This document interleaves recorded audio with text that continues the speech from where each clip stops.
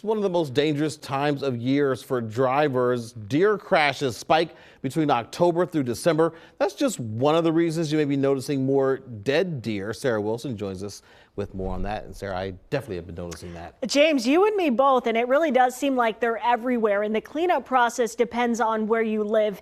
So if it's on a state road, call PennDOT. That is, unless you're in a county that has chronic wasting disease, which is most of the mid-state. We have a map that should show up in a minute that should show you. That is who PennDOT, though, says is who.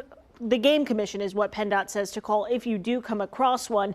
The good news is, though, PennDOT is working to make it easier for drivers to spot deer while you're on the road.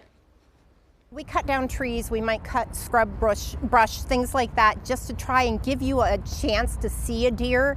You should be constantly scanning, seeing what's going on around you, expecting, especially dusk and dawn, are high times where it is even harder to see those deer and they're on the move.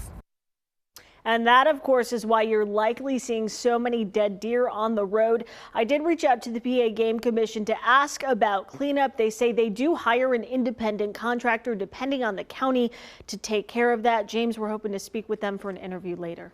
It is a big problem, and it's one of my biggest fears driving when I come to work early in the morning, and it's so hard to see them, and they just dart out there. It seems like they don't even really care anymore if you're on the road or not. They will just jump out, and you have to always be aware. Yeah, you always have to be aware. And Fritzy made the point of just keep constantly scanning. And one of the things is that she mentioned that I found was really interesting is she said, don't necessarily slam on your brake, because that can cause the deer to kind of fly up and potentially go through the windshield, which could just make an already really awful situation worse. So lightly hit the brake, move to the side of the road if you can instead.